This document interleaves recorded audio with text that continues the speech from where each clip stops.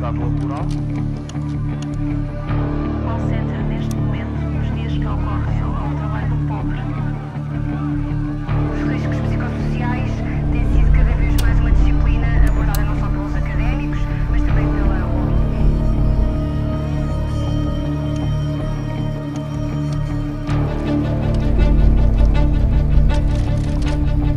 Contratuais a termo certo, Tenta pagar um salário mínimo aos trabalhadores, são 800 ou 900 euros ao mês.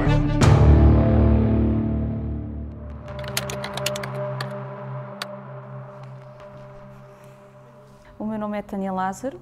Olá, sou o Danilo. O meu nome é Isabel Roque, sou investigadora do Centro de Estudos Sociais da Universidade de Coimbra. Trabalho em call center, também sou formador. Trabalho em call center aproximadamente desde 2011. Sou também ativista social, faço também parte do Sindicato dos Trabalhadores de Call Center, pois além de atualmente ser investigadora, também trabalhei em vários call centers e em vários trabalhos precários, daí também a minha veia ativista. Hoje em dia ainda é possível ver o trabalho em call center como um tipo de trabalho transitório? Dificilmente. O call center, neste momento, nos dias que ocorrem, é o trabalho do pobre. Há pessoas que acabam por estar nessa situação desde há vários anos na parte transitória, mas depois às vezes conseguem ser colocadas em outros empregos, conseguem outras oportunidades, por vezes voltam novamente a trabalhar nos contact centers. Também há pessoas que já estão há muitos anos a trabalhar em call center. Porque ou tens estudos, falas inglês fluente, ou então e ter experiência, que é ridículo porque um jovem que sai da faculdade ou termina o 12º ano e por motivos financeiros ou mesmo por opção não quer seguir a faculdade, se não tiver experiência, e pedem muitas das vezes experiência de 2 anos, 1 ano, 3 anos, e depois tem experiência, sim, mas de call center, para ser administrativa, para ter um trabalho que seja melhor e que o ordenado seja mais que o rendimento mínimo, é nos dias de hoje complicado. Mas mesmo dentro da profissão, há alguma possibilidade de desenvolver, de subir dentro da profissão? Há, mas são oportunidades muito reduzidas. Por exemplo, às vezes a pessoa consegue passar a técnico de qualidade, supervisão, coordenação, mas estamos a falar de, por exemplo, se calhar em cada 100 pessoas, uma consegue. E o ser promovido propriamente dito na função não significa ter mais salário. Os trabalhos que estão disponíveis nas grandes empresas, com as condições que todos nós queremos, com horários diurnos, fins de semana, feriados, um ordenado que consigamos pagar a casa, a água e iniciar uma família, é complicado. Os contratos a termo são normalmente usados nestas situações e abrem aso a algum abuso patronal. Que vantagens é que estes tipos de contratos trazem às empresas e porquê é que são tão usados? A partir da década de 90, 1990, em Portugal, entraram os call centers e com eles também entraram as empresas de trabalho temporário, ou agências de trabalho temporário, que foram, portanto, os veículos para poderem serem testadas estas novas formas contratuais a termo certo, a termo indeterminado, recibos verdes, contratos que se renovam numa base diária, semanal, também de 6 em 6 meses, ou anualmente, ou até diariamente, como é no caso que se verifica nos call centers dos trabalhadores que lidam com a venda de serviços, sobretudo das telecomunicações. Este sistema das empresas de trabalho temporário funciona como que uma tríade, ou seja, eles não permitem que a contratação seja feita diretamente com as empresas sede, são um intermediário, e com isso vem então a desresponsabilização das empresas sede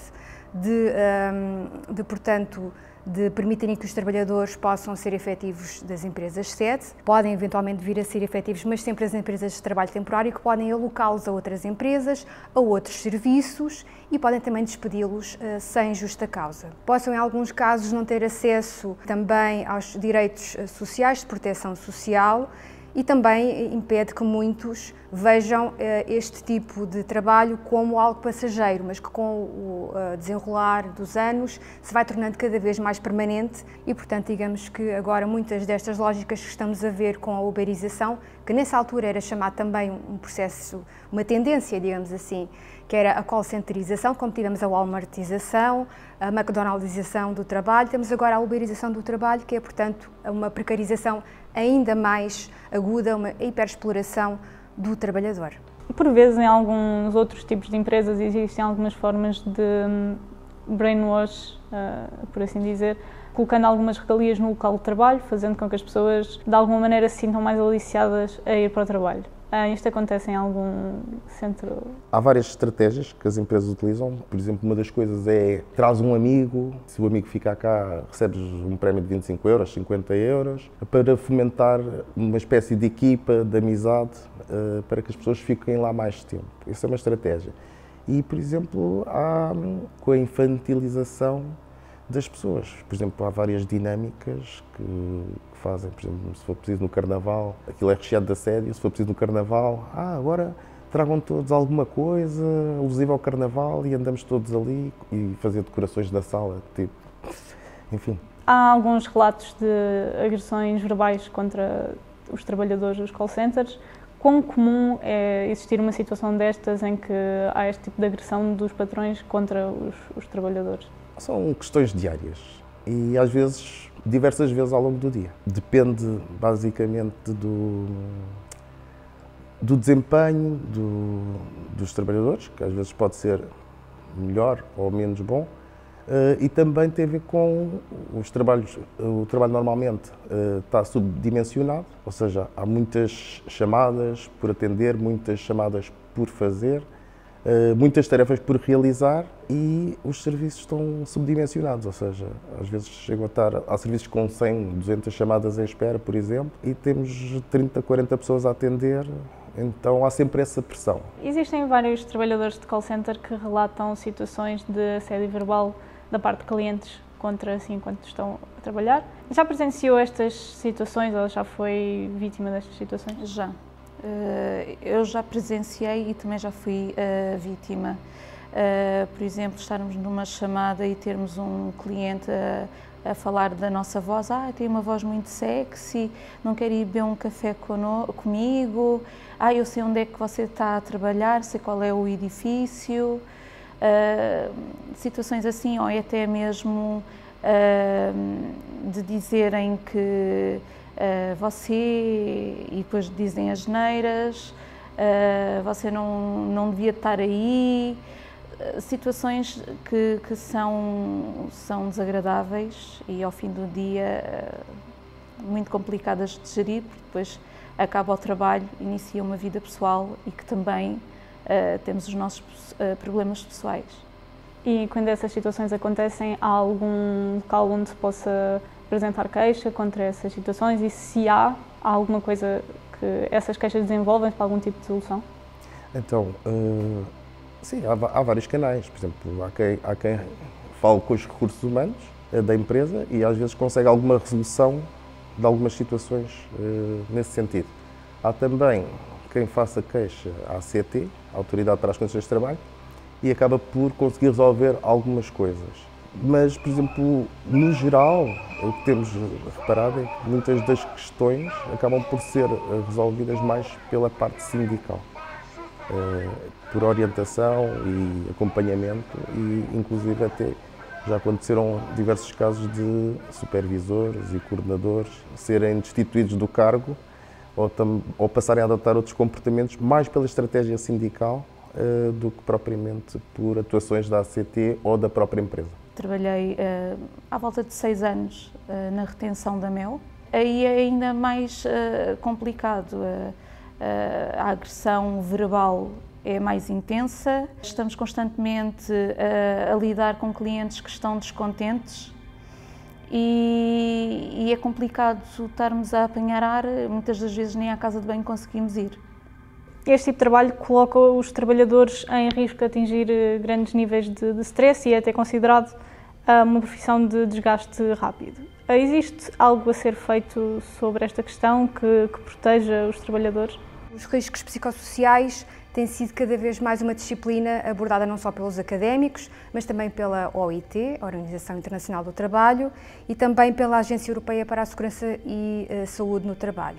A nível de práticas na nossa sociedade para combater esta situação, têm sido feitos inúmeros estudos a nível académico, por estas entidades que já referi, e no setor dos call centers, que é aquele onde tem sido mais enfatizada esta questão da precariedade laboral, sobretudo a nível do assédio e também do desgaste como profissão, como atividade, o Sindicato dos Trabalhadores de Call Center, em 2016, entregou no Governo uma petição para que este trabalho fosse, sobretudo, considerado como de desgaste rápido, porque estes trabalhadores estão sujeitos a elevados níveis de pressão, de trabalhar por turnos, de trabalhar com outras realidades, por exemplo, os trabalhadores que trabalham, passo o pleonasmo, para outros países, com outras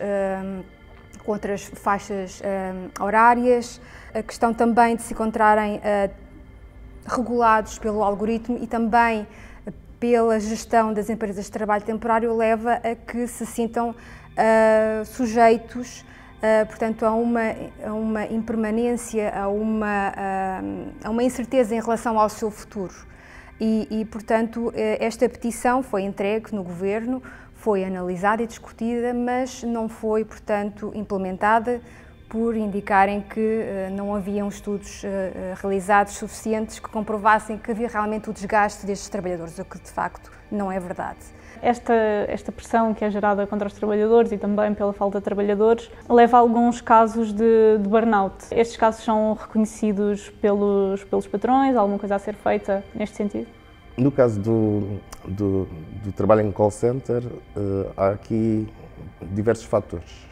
Um deles tem a ver com o ritmo de trabalho, que é bastante intenso. Quando eu digo intenso, tem a ver que facilmente a pessoa pode passar a ter tendinites, também a questão de problemas auriculares, problemas de voz, e depois também tem a ver com os tempos entre chamadas. Por exemplo, às vezes são de 2 segundos, 1 segundo, 3 segundos. Então, todo esse ritmo acaba por fazer com que a pessoa saia exausta. Depois também há um outro problema, que é os intervalos são reduzidos. E quando eu digo que são reduzidos, estamos a falar num período de 4 horas. A pessoa tem 10 minutos de intervalo, 12 minutos, 15, contabilizados ao segundo, e são mal geridos. São mal geridos porque, se for preciso, uma pessoa, por exemplo, entra às 9 da manhã e vai almoçar à 1, e o intervalo é aprovado ao 12h30. Ou não é. E mesmo até para ir a uma casa de banho, às vezes dizem que não dá. E tudo isto gera um desgaste brutal nos trabalhadores, mas nós sabemos que o maior problema acaba por ser o esgotamento e depressão, e a ponto de as pessoas não terem energia para fazerem mais nada. As empresas, elas basicamente perpetuam este sistema e não têm interesse, do meu ponto de vista, não têm interesse algum em gerir esta situação. O que fazem é às vezes, aconselhar a pessoa a pôr baixa ou a despedir-se. Mas a grande parte dos trabalhadores estão em burnout e os que não estão, a maior parte dos colegas, dos trabalhadores em call center, tomam medicação. Tomam medicação contra a ansiedade para conseguirem trabalhar. Existem também relatos de trabalhadores que foram colocados em grupos, em plataformas como o WhatsApp, por exemplo, que não tinham qualquer limite de horário, então estariam sempre contactáveis. Como é que primeiro viu isto acontecer? Eu vou explicar. Nós temos um contrato que nos pode obrigar a trabalhar em call center ou em back-office. Pronto, se nós nos portarmos mal, eles põem-nos no call center pior que possa existir para nos pressionar a levar-nos ao despedimento. Eu estava no edifício mesmo do cliente, a dar apoio ao cliente. Eu não tinha praticamente férias, fins de semana, porque me deram um portátil e um telemóvel que nós inicialmente ficamos todos contentes, mas só faz com que nós possamos e estejamos sempre disponíveis para estar a trabalhar para ajudar esse tal cliente em causa. E como é que se protege o seu direito a desligar numa situação destas? É complicado. Eu cheguei ao ponto de estar a fazer compras com o meu marido e estarem-me a contactar porque o presidente ou o administrativo da empresa estava com o cartão bloqueado e eu tinha que dar-lhe o PIN ou o PUC ou ativar o cartão, segundo as vias. A empresa, contudo, a meu ver, não me pode estar a obrigar na minha folga e nas minhas férias. E estas longas horas de trabalho pela falta de trabalhadores, de certeza que não abrandaram agora na altura da pandemia e com as pessoas a trabalhar em casa, o direito a desligar foi esquecido. Há alguma coisa agora a ser feita para tentar compensar, para proteger o direito a desligar? Com a questão do teletrabalho, os contactos com os trabalhadores a qualquer hora passaram a ser muito maiores.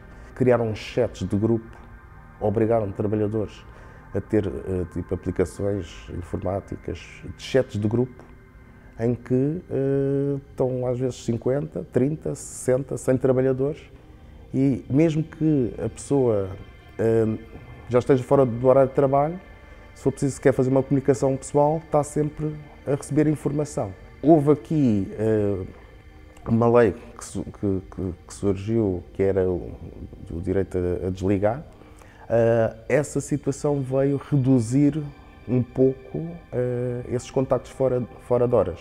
Ainda assim, a maior parte dos trabalhadores em call center que estão em teletrabalho estão englobados em grupos em que recebem constantemente mensagens e que não são contactados, podem não ser contactados diretamente depois dessa lei. Ainda assim, se estivermos num grupo com 50, 100 pessoas, há sempre alguns que estão a trabalhar, enviam dúvidas, as chefias respondem, enviam procedimentos, ou seja, acaba por não ser um direito a desligar efetivo. Inclusive, esses grupos não são aplicações feitas pelo trabalho, pela empresa. Ou seja, são aplicações informáticas que existem e até próprio os equipamentos, os telemóveis, são das pessoas. Houve empresas que obrigaram os trabalhadores a comprar um telemóvel para poder ter aquela aplicação.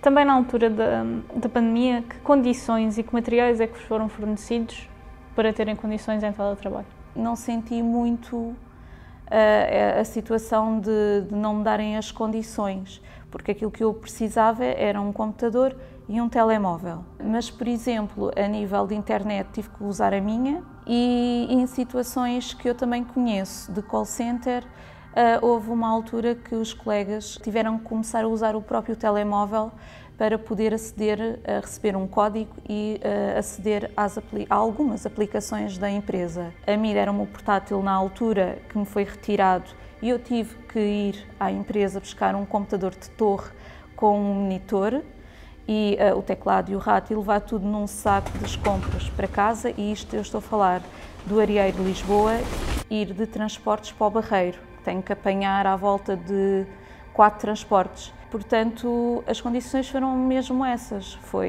Tens aqui o computador, levas. Internet, arranjas e se não tiveres, tens que ficar no edifício a trabalhar. E na altura em que voltaram para o trabalho presencial, sentiu que as condições estavam asseguradas, as condições de segurança? Eu fazia 15 dias em casa e 15 dias na empresa e tinha condições. Quando me passaram novamente para call center, fizeram-me ir para o edifício para ter uma formação, que não faz sentido, porque hoje em dia podemos fazer formações via Teams, e era como eu fazia quando estava na parte de gestão. Obrigaram-me a ir para uma cave onde não havia ventilação, onde eu estive numa sala minúscula com um colega contaminado com Covid, que me foi indicado nesse mesmo primeiro dia de formação, quando estava a chegar a casa, que a pessoa tinha estado em contacto com alguém contaminado. Eu tenho 3 crianças, eu fiquei em pânico, porque eu lutei para eu não regressar ao edifício Eu disse não só à coordenação, como à chefia da coordenação, que não tinha interesse em ir porque tinha os meus filhos em aulas online e, entre aspas, eu fui obrigada a ceder. Houve um processo de conflito com a empresa porque disseram-me que eu iria manter condições que me começaram a tirar. Eu tenho filhos pequenos, pelo menos a mais nova tem menos de 12 anos e, por lei, eu tenho direito a ter um horário flexível. A empresa tem conhecimento disto tudo e queria-me pôr a trabalhar à noite, feriados, fins de semana, quando eu já não o fazia à volta de 3 anos. E a empresa, nessa altura, tirou-me tudo, expôs-me ao Covid e depois ainda, no final das contas todas, foram várias chatices, atrás de chatices, até conseguir manter-me com o meu horário e ainda hoje sentimos pressão, não só comigo, mas com todos os outros colegas que neste momento estão na minha equipa em call center. O que é que ainda afasta os trabalhadores de call center da luta sindical? Eu discordo dessa frase de certa forma, porque ainda que nós nos encontremos num cenário em que aparentemente existe um desinteresse, e diz-se que é dos jovens, mas não vejo isso dessa forma, pelo mundo sindical, aquilo que nós temos visto, sobretudo com a pandemia, tem sido uma revitalização do sindicalismo. E essa onda, digamos assim, tem vindo, sobretudo através dos movimentos de protesto social contra a Troika, que ocorreram em Portugal em 2011, onde a partir daí o povo português mostrou que quer lutar, que quer obter de novo os seus direitos que estão a ser cada vez mais roubados, digamos assim. Essa questão do sindicalismo, de dizer-se que os jovens não estão interessados na sindicalização, também se encontra associada aos contratos de trabalho que têm, também à perseguição sindical que existe, às questões do assédio e da ostracização de quem é sindicalizado numa empresa, mas, como disse, na pandemia nós vimos, sobretudo no setor dos call centers, que houve uma grande mobilização dos trabalhadores, onde as pessoas se organizaram através das redes sociais, de chat, e agora também com a pandemia organizaram-se através de plenários online, onde também estive presente e inclusivamente num deles conseguimos ter 300 pessoas, o que não seria de todo possível se fosse organizada cara a cara, presencialmente, sobretudo em contexto de pandemia. Estão envolvidos também em redes transnacionais, isso é muito importante, o sindicalismo transnacional, porque apesar de cada país ter o seu contexto, a precariedade é uma luta que é, portanto, transversal a todos os setores, a todos os trabalhadores e que se vê cada vez mais o papel ativo dos jovens, como se tem visto, por exemplo, no movimento climático, também das manifestações que vemos também praticamente de 15 em 15 dias em Portugal, contra a precariedade, contra os baixos salários, contra, portanto, a exploração laboral. Do meu ponto de vista, tem a ver com a falta de modernização dos sindicatos. Ainda hoje há sindicatos que dizem as pessoas é que têm que se sindicalizar. A nossa visão é um pouco, se as pessoas não se sindicalizam, o problema não é das pessoas. O que é que nós estamos a fazer de errado ou o que é que podemos melhorar para chegar às pessoas? Há estratégias antigas que continuam a ser tão ou mais válidas do que as atuais, mas também há outras novas que devem ser ou podem ser exploradas. Tem que ser uma coisa conjunta com os trabalhadores. Do nosso ponto de vista, as coisas não devem ser hierárquicas, do género a direção é que diz o que é que vai ser feito. Não, a direção partilha a experiência. Um sindicato não é só luta jurídica. A luta jurídica é uma das coisas. É possível resolver-se, em alguns casos, muito mais situações através de lutas sindicais, mas é importante haver uma modernização. Existe algum caso específico que possas contar sobre algum tipo de repressão contra o sindicato, algum momento? Há pouco tempo tentaram despedir um dirigente sindical por fazer atividade sindical na empresa e levantaram um processo disciplinar e depois uma carta de despedimento. Nessa empresa tínhamos também outra dirigente sindical e mais 2 delegados sindicais. Mas como estavam a combater o assédio e conseguiram por exemplo, conseguiram com que as FIAs que estavam a fazer assédio fossem destituídas ou chamadas à atenção e pararem com o assédio. No entanto, por estarem a fazer atividade sindical, distribuir folhetos, organizar plenários, depois tinham conseguido, num serviço em particular, tinham conseguido um aumento quase para o dobro do salário e também evitaram com que, numa mudança entre empresas de trabalho temporário, cerca de 500 trabalhadores, 400, 500 trabalhadores, iniciassem um novo contrato. Ou seja, mudou uma empresa de trabalho temporário por outra e a ideia da empresa era que começasse um novo contrato. Então tudo isto, a empresa, como retaliação, quis acabar com o sindicato nessa empresa. Então fez esse processo disciplinar, depois de despedimento, e iniciou um processo disciplinar contra os 2 delegados e uma dirigente sindical. Nas redes sociais da STCC existem várias partilhas de outras causas, por exemplo, a causa antirracista. Porquê é que é importante para a STCC estar ligada a estas causas? A nossa visão é um pouco holística, porque ao fim e ao cabo está tudo interligado. Embora o nosso foco principal e a razão da nossa criação foi para defender os trabalhadores do nosso setor, do call center, também temos solidariedade sindical com outros sindicatos, desde os estivadores, desde os professores, do sindicato de todos os professores, o sindicato dos estivadores, o SIL, porque há outros, o SIL é com quem nos damos bem e traçamos estratégias conjuntas, porque acaba por estar tudo interligado. Um dos objetivos também é ajudar à emancipação das consciências das pessoas. No princípio foi estranho, quando publicámos algumas coisas que não tinham nada a ver com questões laborais, ainda hoje, às vezes, causa ali há uma resistência, mas as pessoas já se habituaram que somos um bocado fora da caixa nesse sentido. Mais do que lutar contra as empresas, nós temos que lutar contra as políticas de vários governos, não é de agora. O governo diz que quer combater a precariedade laboral e o próprio governo recorre a empresas de trabalho temporário. Não é normal, por exemplo, Portugal é o 3º país da União Europeia com mais empresas de trabalho temporário e não é normal o Estado dizer que quer combater a precariedade, por exemplo, mesmo para os funcionários do Estado, isto também depois sendo só privado. E se for preciso, não tem dinheiro para pagar um salário digno a um trabalhador, por exemplo, 800 ou 900 euros ou 1000 euros. E, portanto, esta questão leva a que exista uma subversão do papel do operador, não existe legislação específica que poderia, por exemplo, acautelar situações de abuso de poder, inclusivamente situações em que os operadores não podem sequer exercer as suas necessidades fisiológicas, são controlados ao segundo, são assediados e, portanto, criar uma categoria profissional para o operador de call center seria o ponto de partida.